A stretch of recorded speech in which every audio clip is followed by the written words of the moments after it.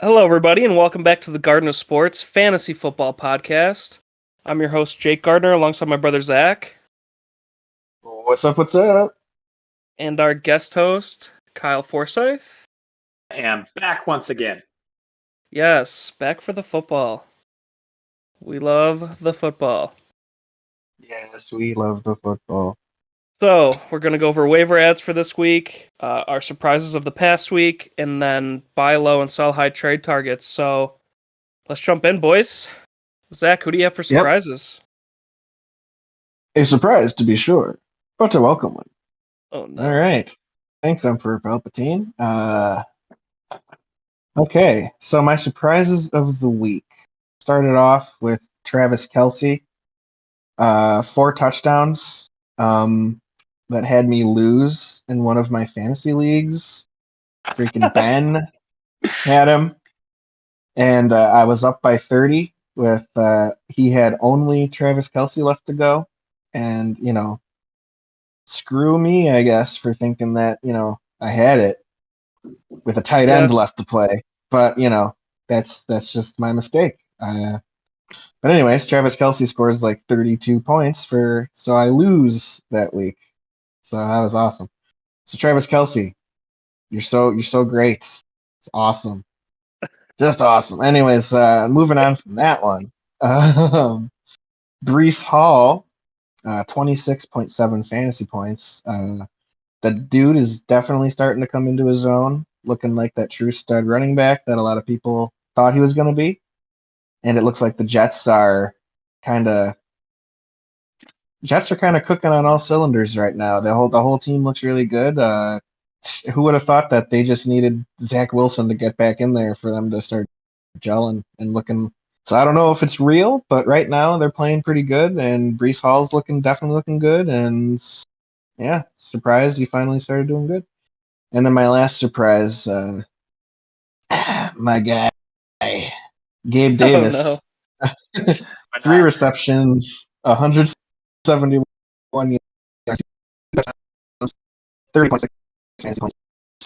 And yeah, I think we're going to see a lot more. Maybe not as good, but I think Gabe Davis is going to start in the offense. So, ho hum. I think this is launching point for Gabe Davis, and he's not finished the year. Gosh. Is he doing that for you too? Okay, yeah, I was hoping it was the... No, yeah, you're breaking up, Zach. Completely. You are really bad. Really bad. Really bad. Full robot. Full. All right, well. Zach, you there? Oh, hey, now he's back. Maybe. Okay. What do you need me to say? That's good. That's good. Did you hear anything I said about the guys or no? The third guy really broke up. Yeah, just redo Gabe. Give us Gabe. Yeah, give us Gabe. Give us Gabe. Okay. Yeah, give it to us. Gabe Davis, 3 receptions, 171 yards, 2 touchdowns, 30.6 fantasy points. Did pretty good. So those are my surprises. Oh no! All right. Not as pumped up as the first take. Yeah. All right, dude. Second take. We lost. All right. Yeah, my surprises of the week. I have Josh Jacobs, 2 beast weeks in a row. This week, 154 yards and a touchdown, plus 39 yards receiving, 27.8 fantasy points. 4th best running back ranked, and you got him late in your drafts if you went for him. So probably the best utility on your team or best second running back that you drafted. Dude. For sure. And then my second surprise, another late drafted running back, Dameon Pierce, also does it again. 18.8 fantasy points, 99 yards, 1 touchdown, 14 receiving yards, 11th ranked running back on a horrible team. So, yeah, another great utility piece, and I did not think he would keep that up. So, Kyle, who you got, bro? I went with a little more of the negative sides of things because you guys had a lot of positive, and I agree. Yeah. They've been good, but I wanted to go with a few, kind of switch the script and go with some maybe that we're disappointed with so far. The first one that I really am disappointed with is basically Cincinnati's offense, but more importantly, Joe Burrow and really Jamar Chase as well. Joe Burrow, even though he's still ranking as the seventh best QB per Yahoo Fantasy, points wise, he still just is not in that upper tier like we had been talking about him pre-draft as to like where we thought he was going to be, where truly he has been the past 2 years. And he's truly taking a dive. He's getting sacked. I thought that they fixed the offensive line. It looks worse than it did last year. I don't know quite how that's possible because it seemed like they fixed it even more. I think it's the exact opposite. And because he's not playing as well, Jamar Chase, who some of us ranked as the number one fantasy receiver, is ranked as 18th. And I know that like I used my first round pick on Jamar Chase, and right now I'm absolutely getting crushed because he's scoring less than 10 points almost every week. And hasn't scored a touchdown, I think, in like 3 weeks. So that's been disappointing for sure. One thing I did want to say that was good was Jimmy Garoppolo. We weren't really sure how he was going to play coming back in. He's actually been coming in playing okay, not fumbling the ball, not throwing a whole bunch of interceptions. He only has one so far out of his 4 starts, not throwing a whole lot of touchdowns, so he's definitely not fantasy relevant.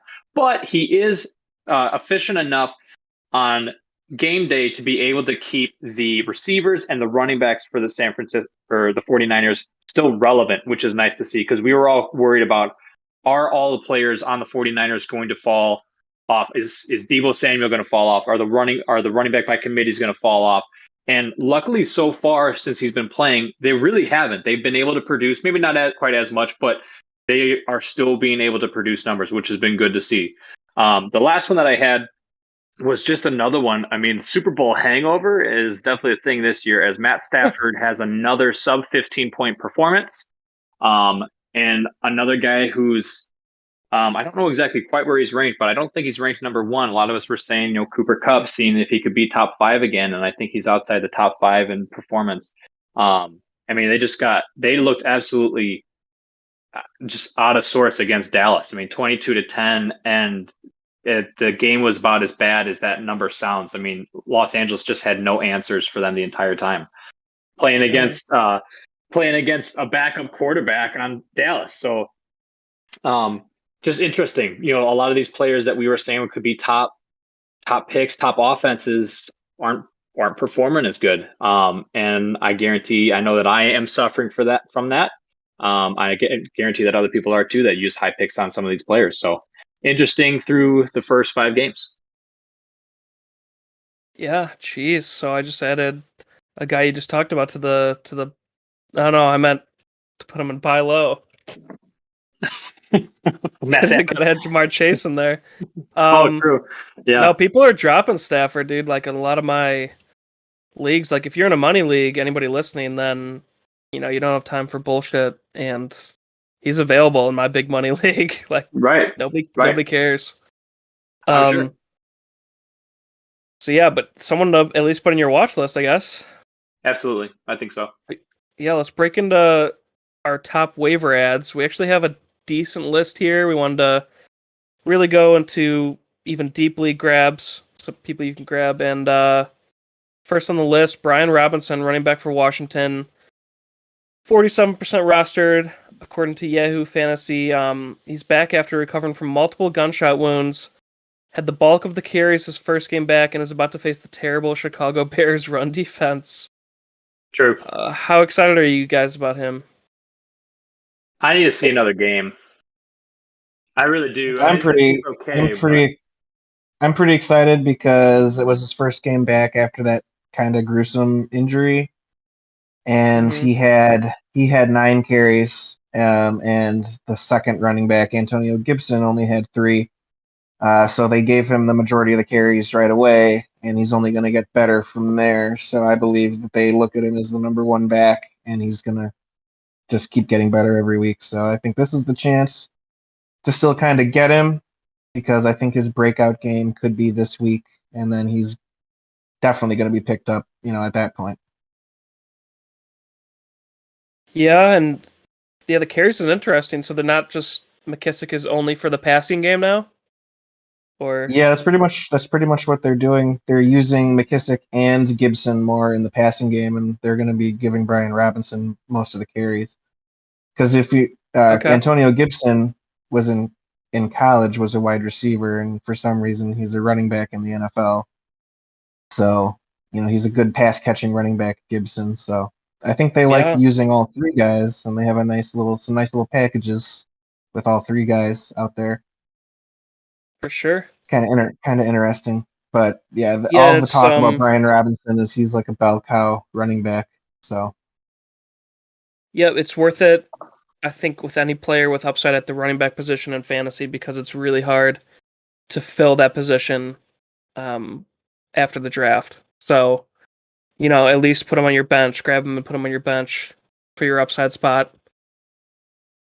And next up, another guy in that kind of category, maybe not as good, but James Cook, running back for Buffalo, 35% rostered. Zach, you wanted to talk about him? I was just gonna say, did Kyle have anything else to say about Brian Robinson? I don't like that offense at all. I think that the offense under Carson Wentz is really bad. And Gotcha. he did get the total, the majority of the carries, but um, you know, I didn't necessarily see any big things that necessarily made me think fantasy relevant. I think it's not someone to keep in, and if you need a running back, and you're desperate, grab him. Especially if he passes through the waiver wire because he really just is not on anybody's roster at the moment.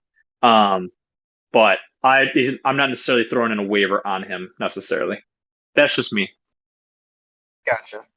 For sure. All right, All right. James Cook. Yeah, Zach, take it James Cook. away. Well, James Cook, as Jake so eloquently said, running back on Buffalo, 35% rostered. He's starting to get cooking, eh, boys? What? You looked okay, yeah.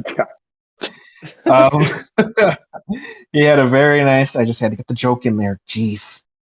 He had a very nice TD run, and appears to be out of Coach McDermott's doghouse after his fumble that first game, which was like kind of a pretty bad, crazy fumble, and he really hadn't been getting a whole lot of work since then as punishment. I personally think, and he had a really nice like 30-yard touchdown run, and I think this is another one, maybe not as much as I'm not as excited as maybe Brian Robinson. I'm pretty high on Brian Robinson personally, but James Cook, I think, is maybe if you don't pick him up this week, at least put him on like your watch list or keep an eye on him because I feel like within the next 2-3 weeks, he's going to slowly start becoming more of the bell cow running back because just over the last couple years, I don't think Buffalo's all that happy about just, Devin Singletary and Zach Moss. I think if they could get an upgrade possibly out of James Cook, I think they'd be all for it and they'd start, to give him a lot more carries if he could be that bell cow running back. So I don't know. I think it's something worth watching if you don't feel like adding him right now, if you don't have the space for him or whatever, but I think he's a guy you should be keeping an eye on, and definitely I think is going to be more talked about in later episodes for us, I think. Okay. What do you think, guys? I think that Buffalo's offense is so potent at this point that basically you can get anybody who's going to get a majority of something, or even a bigger minority of it. I say to pick them up. I mean, they're rocking and rolling on all cylinders right now. Their running backs Yeah, are getting points. The receivers are getting points. I mean, Josh Allen is able to spread the ball out to everybody. So, I think that it's worth at least a look at, especially if you need somebody, because we also then have a receiver on this list too. They're picked up based on recent weeks as well. yeah, and really all this stems is you're just looking for a little piece of that buffalo pie, baby. Oh no! So Oh my you know, god! Jesus. so I think that's just everybody's looking for just a little piece of that I don't Buffalo know. offense. You know, just points by vicinity. So Devin um, Singletary's been pretty up and down, and then He has been, yeah. like you said, they do have 3 running backs, and then Josh Allen likes to run it himself. So for yeah. me, he's just a watch list guy right now with a quick hook. Mm-hmm. But I do like him. You heard it there. Jake likes him. I want So them to use a running back, but they just don't. You know, they just don't yeah, do it enough. because Josh Allen's the running back and the quarterback, and you know everything Mhm. for that team. If he could throw the ball to himself, he would. So, um, God. that's just the attitude the guy has. He's like Josh Allen's just he's a killer when he's out there, man. Mhm. He just wants to do it all, and that's a young man's attitude for sure. I think once you know he's one bad hit away from never wanting to have that attitude again, but we'll see. Anyways, moving Jeez, on. don't jinx it. Anyways, next I wanted to talk about. I don't know what you guys think, but I was watching that game and I was pretty impressed with this guy. Khalil Shakir, wide receiver on Buffalo, is only 0.8% rostered. So, I mean, I know that's very high. You guys might not be able to get him, but he's It's a deep league move. he got the start in the slot last week for the injured Isaiah McKenzie, and he looks great. I definitely noticed him out there. He made plays and he looked comfortable and looked like he fit right in. Like looked like he had some chemistry going a little bit, you know, with only 3 receptions. But I mean, you know, he looked like he belongs in the NFL for sure. I was pretty impressed with him. 3 receptions, 75 yards, 1 touchdown. What do you guys think? Is he a guy that can maybe hang on after this good game? Do you think he's maybe worth an ad in a deep league? I'm intrigued by Deep him, league. but I want to see if they give him more time. You know. Yeah, maybe 14-team league and beyond. Put him on your bench just because that's the potent offense. Kind of the same thing for James Cook, like a 14-team league, but I'm not ready in a 12 or 10 yet. Gotcha. That's kind of where I'm at too. I just felt like I wanted to just mention him on here because I did really wasn't pretty We need it impressed on with his record. We performance. need it on record. Zach had it, you know. Yeah. just like his boy Gabe, who he's been talking about for years. I don't want to go that far, but I just wanted to note that he did look impressive. So he Yeah, looks for sure. he reminded me of like Wes Welker back in the day, just solid, Mr. Reliable. That's what he looked like. The big update with McKenzie is that according to yesterday, Sean McDermott, the head coach of the Bills, said that Isaiah McKenzie is still in the concussion protocol, meaning that he's still questionable. Hasn't moved to doubtful yet for the game against the Chiefs. But here's the big thing too: is that Buffalo and Kansas City are like have honestly been each other's crutch in the playoffs. You know, and we've seen many of their matchups get super high scoring and points. They break out all the tricks on offense, and it ends up usually being a really, really good game.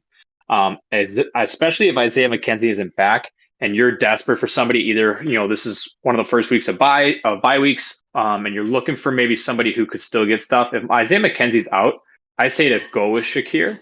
It's a deep league ad, but compared to, you know, this is an offense that's going to get touches, and obviously he proved last week, you know, this past weekend, that he's going to be able to get some. With a high scoring game like we can imagine it's going to be against the Chiefs, I think that this is probably one of my higher ads of this week. And he's gonna be getting like, you know, a team's third best corner, you know. Yeah. Because people are going to be focusing on Diggs and Davis.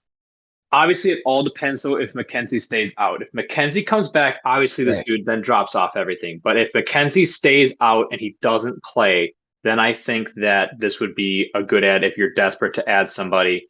But obviously, like, holding on to him wise the week after they go on their bye week. So this isn't necessarily something that you're going to be able to plug in, keep in for a while. This is kind of like a pick up and then maybe, probably drop off after that. So.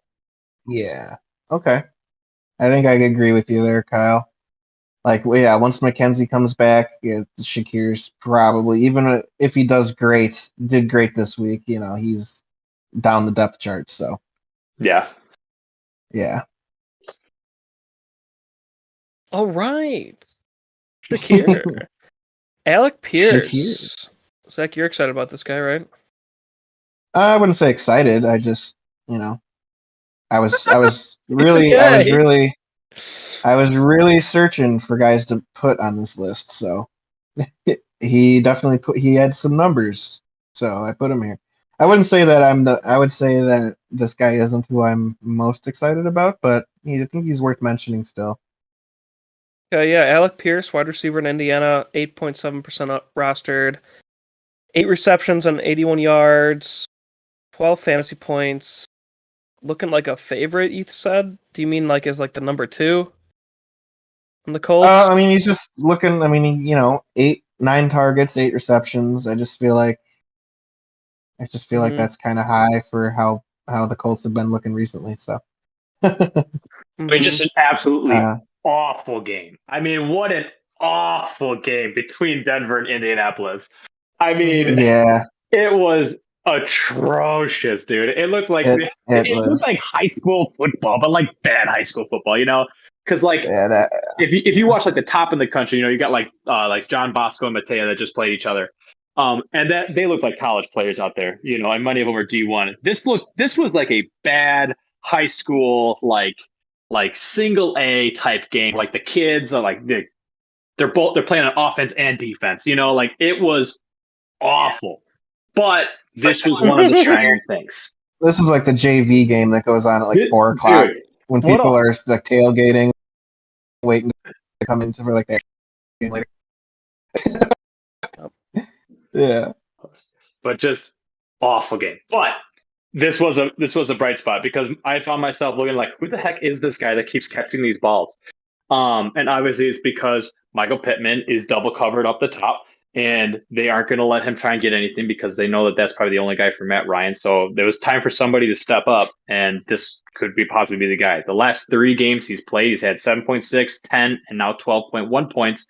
That is with half PPR leagues. But, I mean, big time. And then I don't even know who Indianapolis plays next. They play Jacksonville, and then Tennessee, and then Washington. So 2 of those 3, honestly, are pretty good matchups. I think that this guy definitely might be another big add. The problem is, do you trust in the Colts offense at this point? Because they haven't really showed a whole bunch of life. Yeah, I'd say that if Matt Ryan's arm isn't as strong, and this guy's like the quick wide receiver, does like little small routes, then he could keep getting this volume. And I think he's usable in a 12-team to 14-team league. Yeah, all the running backs are hurt. Yeah. Oh, jeez. Ball's got to go somewhere for offensive movement. So it's gonna have to be somebody. Well, I think Taylor's gonna be back. He is gonna be back. That's what I've heard. Jonathan Taylor is finally coming back, but of course, for anyone who played, Nyheim Hines in place of him, he was out within the first few minutes of the game with a concussion. Luckily, I didn't go to him because I didn't like the matchup anyway against Denver, and it ended up being a good decision because he was out quick. But the ball's got to go somewhere. So if it can't go to Michael Pittman, they got to throw it over the top. See if it goes to Pierce, who I didn't watch enough of the game to know if he was continually lining up in the slot versus out wide. But either way, I think this is another good one just to watch. For sure. Zach, anything more before we move on? Did we lose him? Good points. Oh, there he is. Good points. Okay. All right. Can you hear First me? tight end Hello? on the board here. Yeah, we got you. Yeah. All right. Next guy up, Hayden Hurst, tight end, Cincinnati, 25% rostered, 6 receptions, 53 yards, and a touchdown.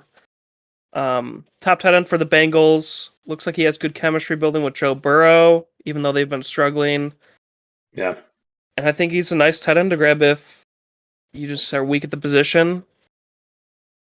I mean, it is really hard to be good at the position at this point. And like, if you have Kittle, you need a fill-in at this point because you can't really trust Kittle. Yeah.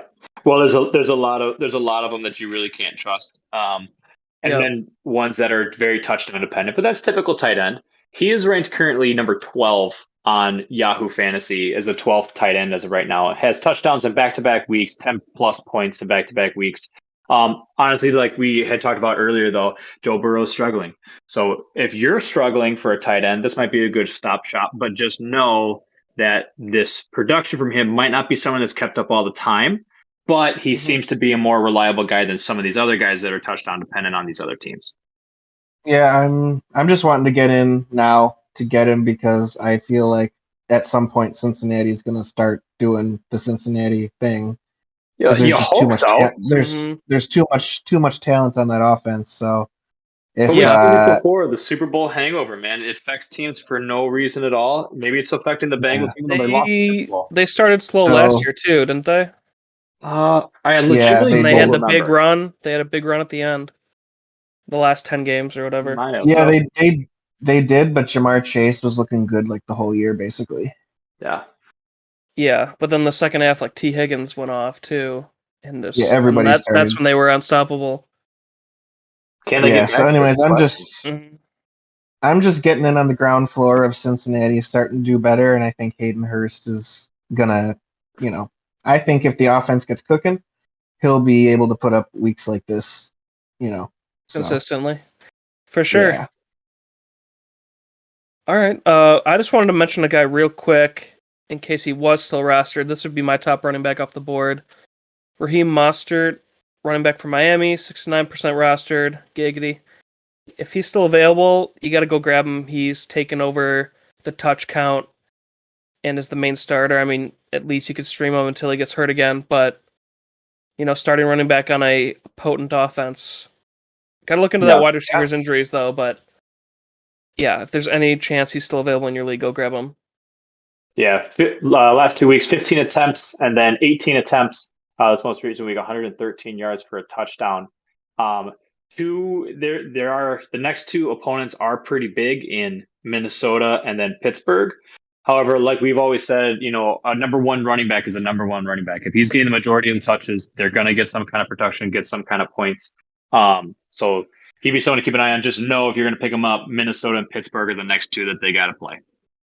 But Pittsburgh the defense is shot now without TJ Watt, right? Like Pittsburgh has been iffy, but you also but they also went up against, he did good against the New York Jets, but then you got the Miami Dolphins that got crushed against the Jets. So we'll see what Pittsburgh, maybe they turn it up against Miami, maybe they get it back up. I'm not sure, but Minnesota especially is going to be a tough defense to get by. The Bears did okay in the second half, but for the entire first half, they were able just to keep everybody down. Yeah, for sure. And anyway, moving on, since he's already kind of highly owned. Tayson Hill, he's the number 3 tight end now on New Orleans, 12% rostered. Went crazy for 34 fantasy points. Had 112 yards, 3 touchdowns. I think this is the top tight end to grab. Just because he is higher ranked, he's got more of a history than Hurst, I think. But I like them both. What do you guys think? I don't even know. Who is New Orleans' starting quarterback? Might be Hill now. I don't know. It might be Hill. Dalton, I think. He's a guy that we've obviously heard in the past. He's been that switchblade type of guy for New Orleans. New Orleans is looking for answers right now. It's odd to see them struggling because normally we see them able to keep up and make it to the playoffs almost every single year.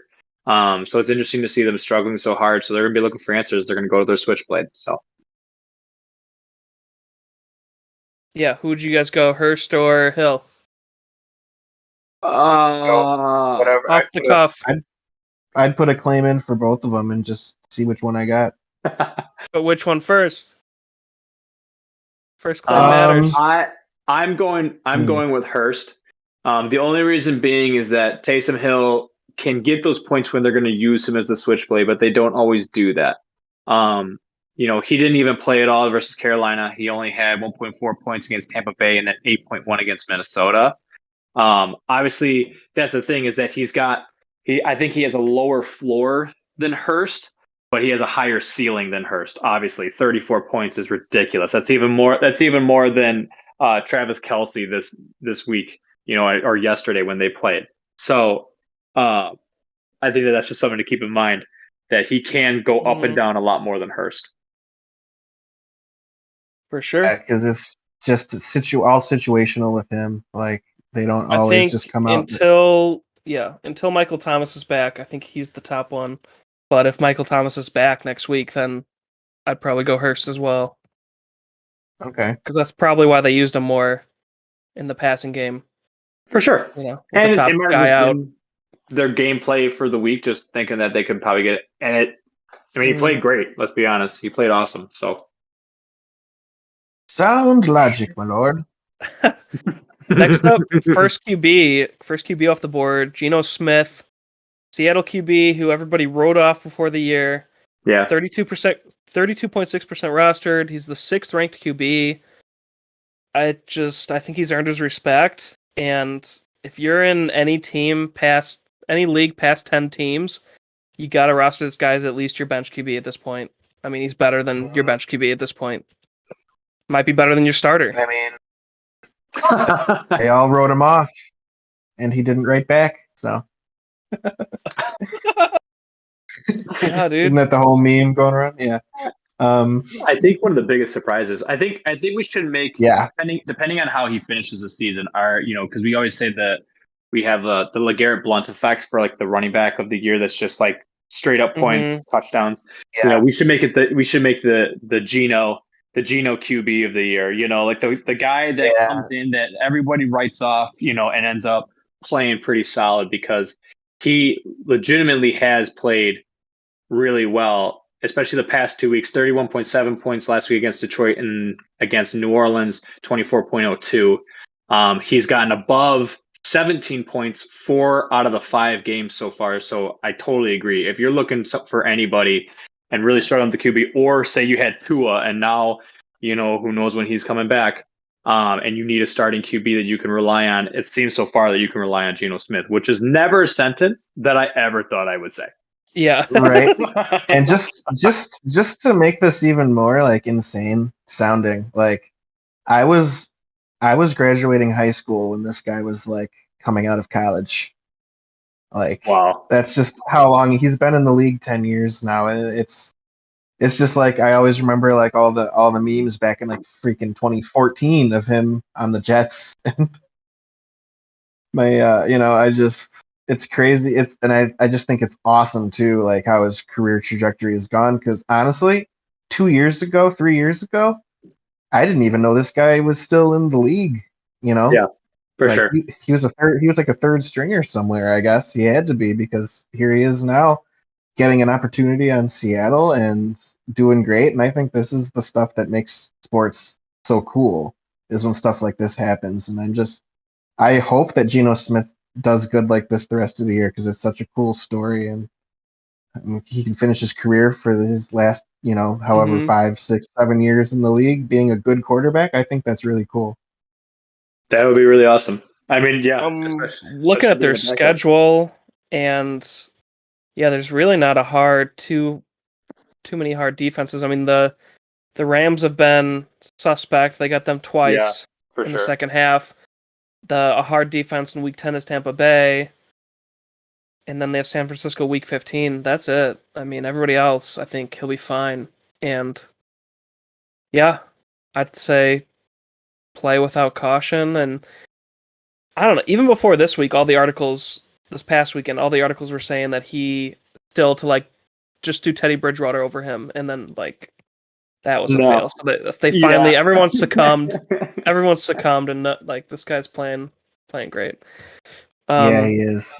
I mean, I think it's just also fascinating with how much Russell Wilson is struggling versus Geno Smith now in Seattle is doing fine. Being a solid quarterback on Sunday and becoming and doing it well enough to now become fantasy relevant. Whereas Russell Wilson's fantasy stock and real world stock is just dropping. What a crazy. I mean, again, this is one of those things where fantasy is so funny because we could sit there and theorize all day, but who would have ever thought that Geno Smith at this point of the season would be way better than Russell Wilson? I would never. I would have called you crazy. I would have called you out of your mind. But yet here we are. This is what we're seeing. The Denver Broncos are going to trade for Geno Smith the next offseason. It was all part of Wilson's plan. All right, just to try to get draft picks. Oh my god. Oh my gosh. Now, and then have you guys seen, just real quick, the Russell Wilson, every time he gets interviewed after a game or press conference or whatever, anything Denver Broncos related, he ends every single interview or press conference with Broncos Nation. That's right.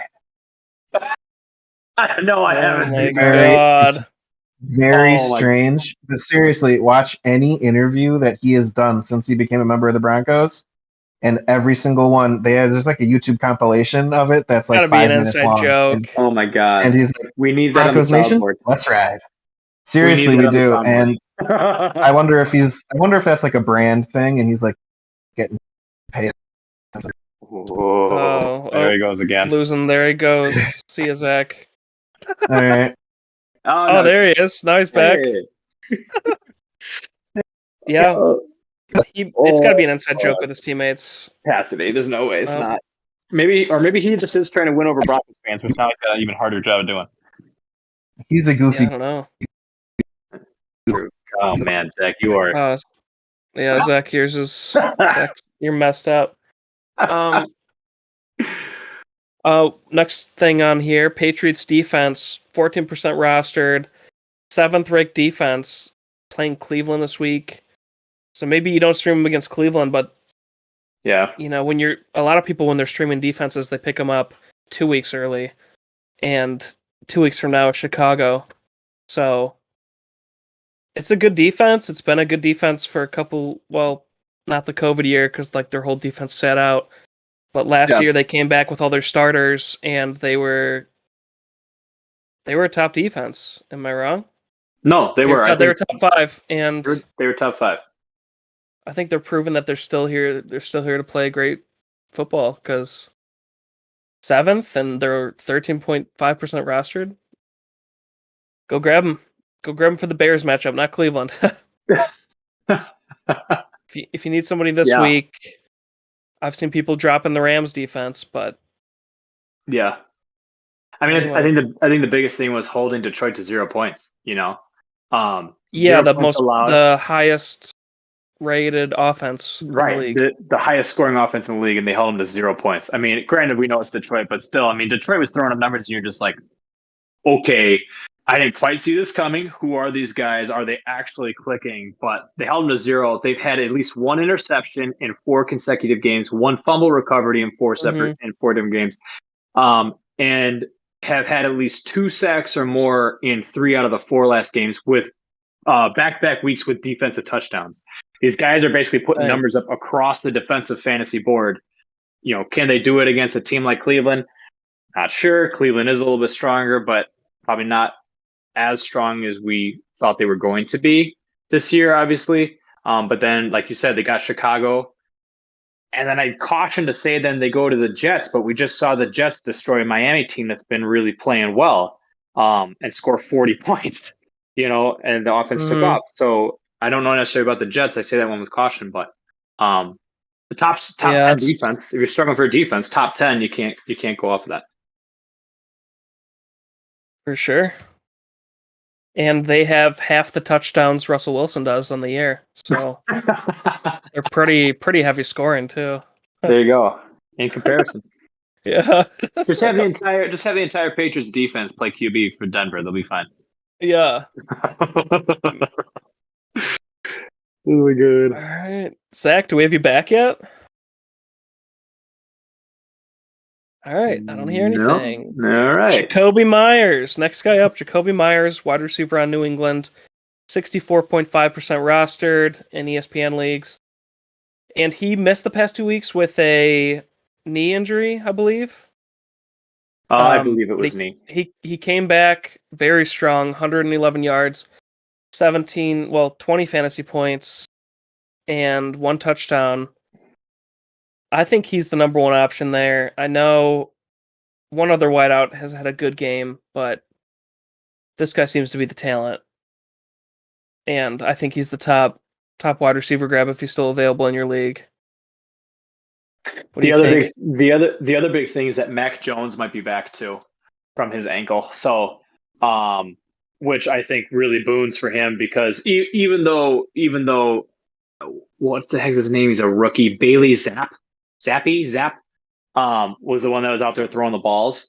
Mm-hmm. Mac Jones, maybe as inefficient at times Mac Jones is and still young with his decision making, Mac Jones still slings the ball. And so I think that Jacoby Myers coming back, having a strong week last week, and then also having a more experienced quarterback coming back this week, I think that could be a good one, especially if you're struggling. Mm-hmm. Yeah, and Jacoby Myers has been the most consistent at wideout. I'm looking at all of them now. Since he's only played 3 games on the year, but each game he's done well. And then Devontae Parker and Nelson Aguilar have only had 1 good game each, like breakout kind of game. Yeah. And I think they were both no, they weren't both when he was out, Jacoby Myers, but they've only each had 1 good game, so the most consistent is Myers. And yeah, having a top option on a team you can't really go wrong. Oh man, you're starting to cut out too now, Jake. Is it me? Am I the issue? No. Because you were cutting out there a little bit at the end. All right. Oh, shoot. Okay. Not good. And then here, you want me to do the last one? I can do the last one if you want. Yeah, for sure. Eno Benjamin, running back for Arizona. I'm not excited. I'm not excited about Jacoby Myers. Just wanted to say that. Okay. Hey, we didn't know you were back. Okay, now you're back. Well, so then say what you want to say. What's up about Jacoby Myers, Zach? Let's hear it. Oh, just not a fan. So. Oh, okay. Fuck him. Yeah. Okay. God. All right. Eno Benjamin, running back for Arizona. 6.9% rostered. Set up for a breakout if Connor is out with his knee and Williams would also be out with the knee. If they both miss, could be huge. He could be the starting back. And then they're going up against Seattle's defense, which I always think about Seattle's defense as like the Wolverine meme where he's sitting there looking at the picture crying. And it's just a picture of the Legion of Boom because all the Seattle fans miss the Legion of Boom so much because their defense is just sometimes god awful. And we'll see. It doesn't seem like they've been able to stop anybody. So another guy to pick up running back wise if you got somebody who is out on a bye or injury, someone that you could throw in for a few games. For sure. At least 1 game. I just wanted to have him in there as a stream option. And that covers waiver ads. Do I sound okay? Yeah, you sound okay now. All right, let's go into buy low and sell highs, but buy low first. Oh, who put this? Oh, okay. Michael Thomas, wide receiver on New Orleans. I thought it was one of you just wrote no. But would you guys buy low on Michael Thomas? Do you trust him not to be a head case? Or it's not so much the head case, it's more so the injuries. I mean, it seems like he's out. Injuries, but like he sat out after that injury like 2.5 years ago, 2 years. So is he just going to take every injury like this, like extremely serious and miss a long amount of time? Or do you think he'll come back when the time is actually right and, is worthy of trading for? He's not necessarily someone that I'd have high up on my list. Just frankly, because the whole offense for New Orleans is kind of in shambles. It seems like Taysom Hill is the only guy that can score points on this offense. So I would be, he's in the back of my mind, but not necessarily someone that I would be super keen on trying to get. Okay, for sure. Zach? I would try and get him, but I wouldn't be giving up a lot. So if somebody was going to play hardball with me, I'm like, okay, you keep him, buddy. Yeah, okay. moving on. We are not believers. Next up, Jonathan Taylor. I know it's going to be hard just hearing the name. Yeah. Number 1 overall pick in most leagues. But I just wanted to say that this is your only chance to get him. He started bad in the first 4 games last year and then finishes the top running back in the league. Yeah, this is your only chance. Like, if you wanted to trade, I don't know, your 3rd and 4th round pick. I mean, at this point, the picks where you got guys doesn't matter. It's their production. But yeah, you could try and get them if somebody really needs, like, they're 1 and 4. They can get some more depth. Get rid of that top first round pick. I don't know. I think it's worthy of trying at least. Like, would you guys do a guy like Mike Evans? Would you offer him for Jonathan Taylor? Yeah, there's a very short list of guys I wouldn't trade to try and get Jonathan Taylor. Okay. I think that just almost has to be your way to approach it. If you're going to go for him, you got to be ready to go balls of the wall, go all out. It'd probably take Mike Evans and somebody else. My balls are always on the wall. All right, man. Well, don't let me know what you do in your personal time. Yeah, I would just go fishing, see if there's even a chance. But yeah, I just wanted to put it out there, like this. He actually is could be traded for us since he's done so bad and is hurt, and the offense looks horrible, so people could be more open to it. Yeah. Okay. Next up, DJ Moore, wide receiver in Carolina. Do you guys believe in him? I do. Once they trade him to any team. Do you think that's like a sure thing? I mean, I'm hearing tons of rumors about it, so that's the only reason I put him on here. You got to think with them getting rid of Matt Rule, the head coach, after he signed a 6-year contract, or 6 or 7 years, like I don't know how many millions, to get rid of him like that. They obviously don't believe in this team. They obviously ownership doesn't think this team is going to do anything.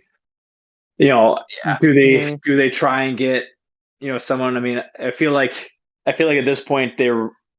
Oh man, swinging and missing on quarterbacks. I mean, imagine him going to Green Bay.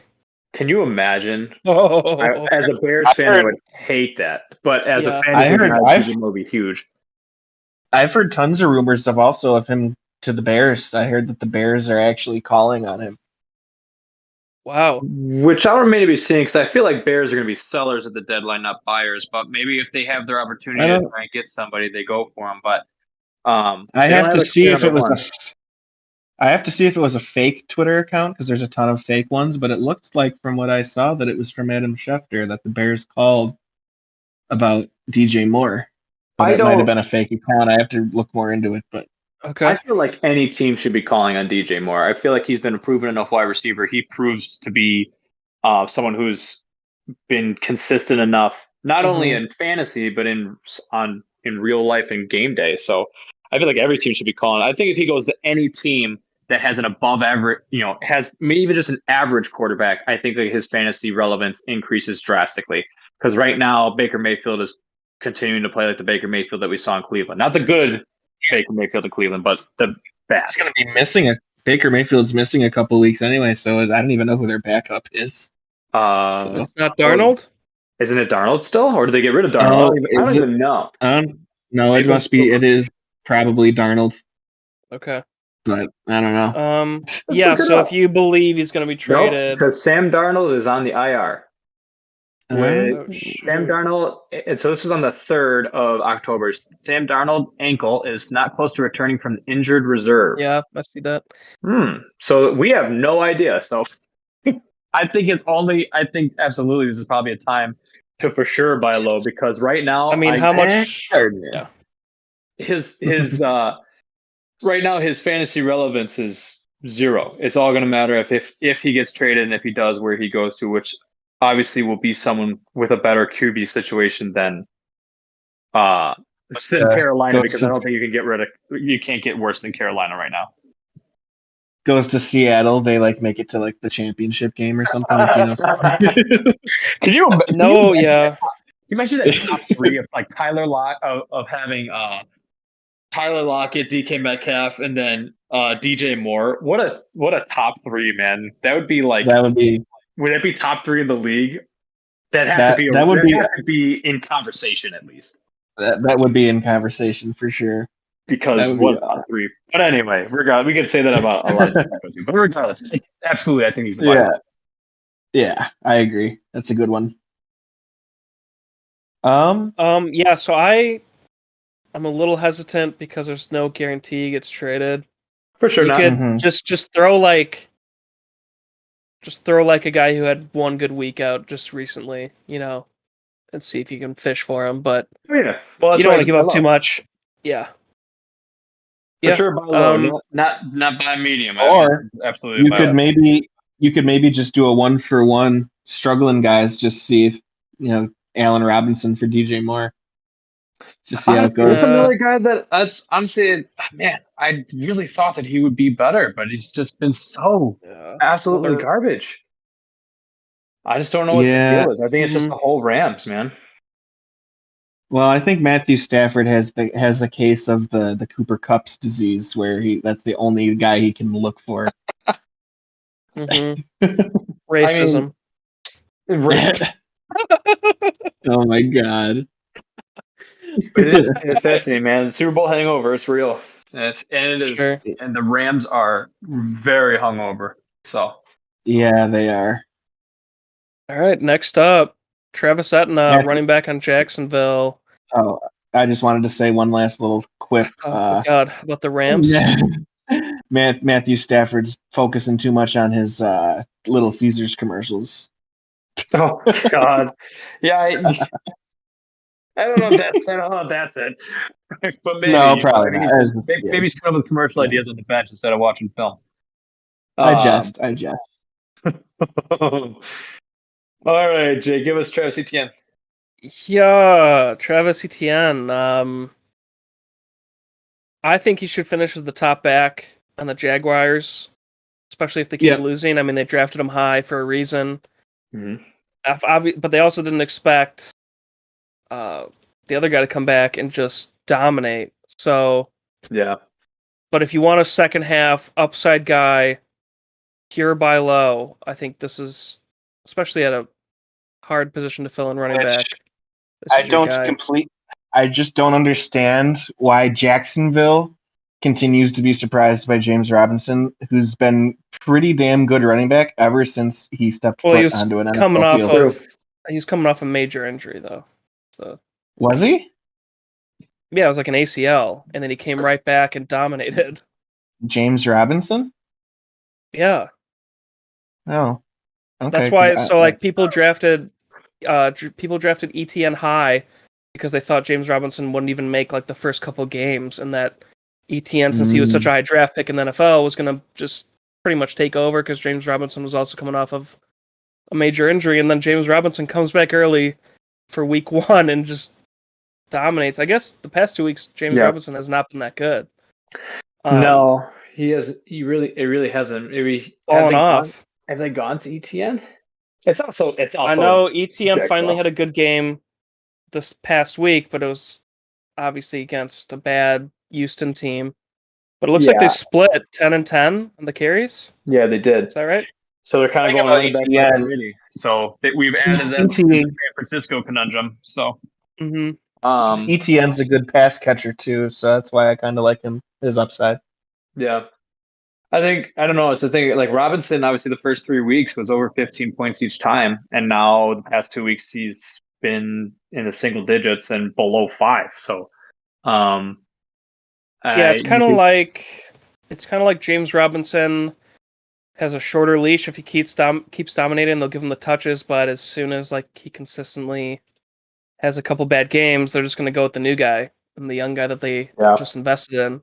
Which is funny because it's Doug Peterson, who we all know ran with, Miles Sanders, and then who was the backup guy that also was really good, and both of them just. Was Blunt on Philly back then, or was it? Blunt was the 1 year, but there's another guy that I'm thinking of. I think he might still be on there. Was it the British guy? Remember that running back? British guy. Jay. What British guy? That's a British running Jay. back. Jay Ajayi Yeah, Jay Ajayi. He was on Philly 1 year. and Jordan Howard too. Oh yeah, Jeez, so many running backs. Yeah, they've had a lot. All right, Kyle does not remember, but that's I okay. don't. I'm gonna think about it after this. Okay, you get back to us. I'm gonna get back. The I'm year gonna go on a hunt. the year they won the Super Bowl was LeGarrette Blount and Jay Ajayi were the number 1 and 2. God, I remember Ajayi being like Okay. totally top dog on Jacksonville, and now he's not even on a team anymore. I don't think. Yeah, there was like 2 or 3. He scored went through 4 teams. That 1 year in Jacksonville. I think like 2 weeks in a row, he had like over 200 yards rushing. It was pretty crazy. Yeah, he was crazy, and then he just like dropped off. Mm-hmm. I think he kept getting injured after a while. Because he was on Miami, then Philly. Right. I think Philly was the last stop. Anyway, he had like a 2-year, 3-year run, and that was it. nice. Dude, this name is on the tip of my tongue. I can't come up with that. All right, you blurt it out when you find it. Okay. I'm gonna yell it But really loud. Anything else on ETN, guys? How high are you? No, on him? I'm out of all the running backs, I think this one he might be the most realistic, and I think he'd be he's a guy that I'm interested in for sure. He reminds me a lot of Devin Singletary's rookie year, where he started out like the first half hardly doing anything, and then he had an amazing second half. And higher prospect than Boston Singletary. Scott. Boston. No, Scott. I'm talking. That's who I. Yeah, Boston Scott. Yeah, Boston Scott. But I didn't mean Devin Singletary. I meant DeAndre Swift. Travis Etienne reminds me a lot of DeAndre. Okay. He reminds me a lot of DeAndre Swift's rookie year, where Swift started really slow the first half, and then second half looked amazing. I think Etienne is going to be similar. I think he's going to start coming into it. Go for him, guys. This is the dude. This is the dude. All right. Next up, Keenan Allen, wide receiver on the LA Chargers. Maybe back soon, and maybe you can get him from a frustrated owner. Maybe the owner thinks, this guy's a little older at wideout. He could pick up some wideouts, and you go and get yourself a number 1 option. What do you guys think? That's true. How realistic is it? As a frustrated owner, I would listen to offers. Oh man! But he's got such a beast quarterback.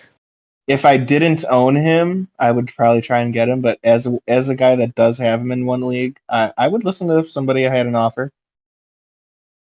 Because I've been able to have some decent pickups, so I'm not really hurting at receiver right now. But so if somebody wanted to trade for him, I would listen to offers if I could get like a running back or a tight end or something. Yeah. All right, Kyle. I had to go and look up to see like how good, because I really haven't heard a lot about Herbert. The first 2 games, Herbert was playing lights out. Now Herbert's kind of cooled off a little bit. Also played well against Houston, but it's Houston.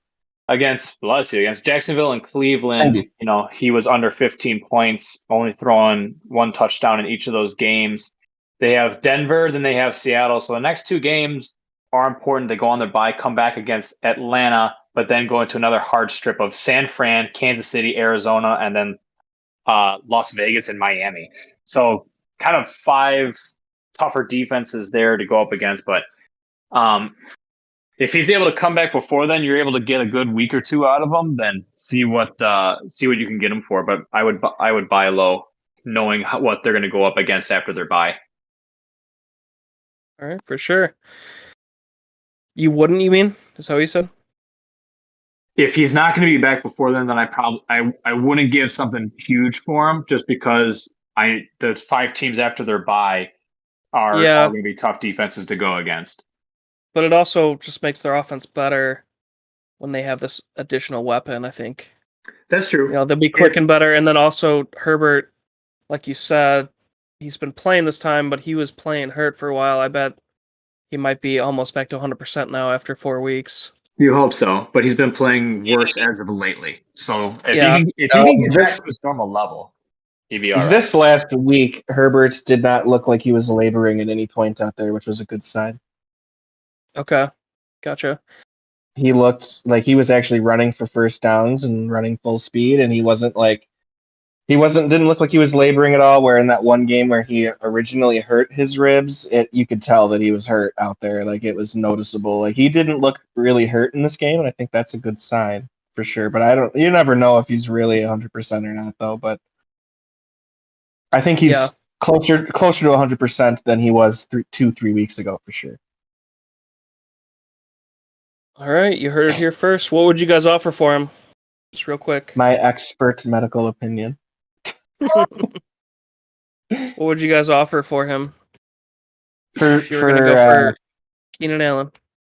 For Keenan Allen, I would either offer, if I was really deep at receiver and I just wanted to get a Keenan Allen because I'm liking him at the number one receiver and that potentially good offense later. I would maybe offer like a receiver if I was deep there. But if I had a lot of running backs and that team needed a running back, I would just go off of. Hopefully it worked out that the stuff that I have a lot of, that person needed, and then it could be an easy trade to get through. Okay. Kyle, anything? It kind of depends. It depends on. For me, I guess what everyone's going on, but I guess like another, receiver maybe that's injured at the moment too. Like I know, on my roster, I have Jahan Dotson for the Commanders, who's got his 4 touchdowns so far this season, and he's out hurt right now. I necessarily wouldn't be against like a 1-for-1 trade or maybe adding someone else in to try and get Keenan Allen, who's a little bit more has a little bit more of a history in the league versus Dotson, who's like a rookie in that. But I'd say maybe like another like injured guy, maybe like trying to get a fair 1-for-1 swap with somebody. Okay. All right, and I put Jamar Chase on here as a joke because Kyle was talking about him not doing as good, but I don't think realistically anybody's going to trade him. Like he's not hurt, No, and he has had good weeks. That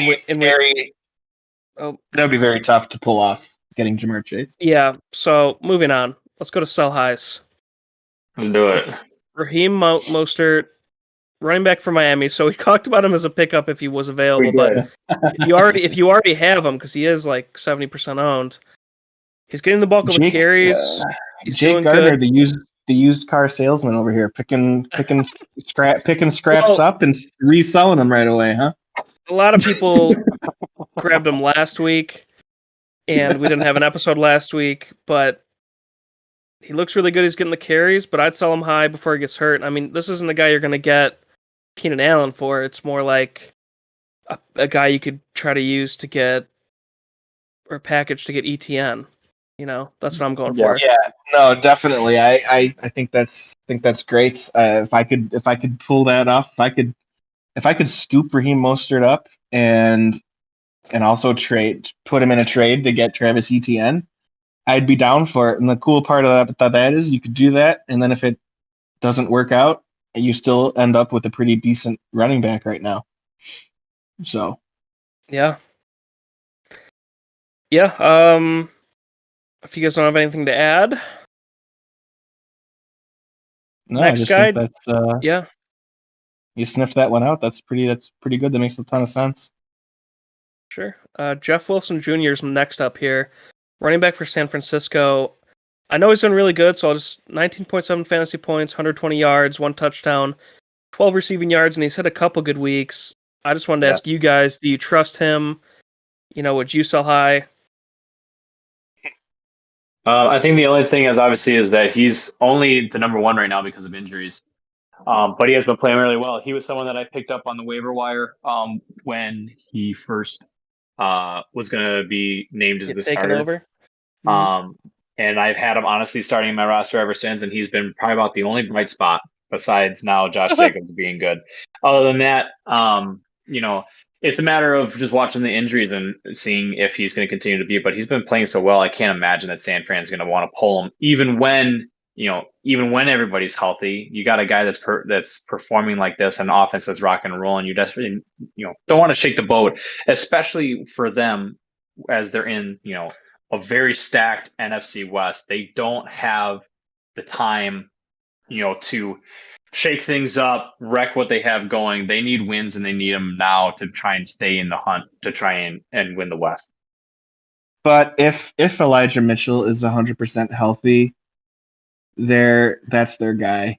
I mean, Elijah Mitchell is the number one if he's 100% healthy. Jeff Wilson's a very good player, but I think that if they know that Mitchell's 100% ready to go, I think they're going to go right back to giving him all the carries and everything. Because I watching him. I don't even know where's he at right now in his stuff, Mitchell. I don't know. I haven't heard anything. I'm pretty sure we're going to see plenty of Jeff Wilson. sprain in week 1, so he probably their bye is week 9. Yeah. So I'd assume, second half Elijah Mitchell. So you'd be selling Jeff Wilson now, knowing that eventually Elijah is coming back around fantasy playoffs.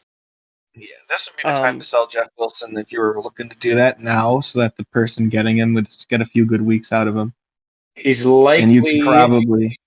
Mm-hmm. He's likely to miss approximately 2 months to recover from the sprained knee. So we'll see where that puts him. I was going to say on the 13th of September. I was going to say that's like was 3rd of September. A quick recovery is like 8 weeks for that.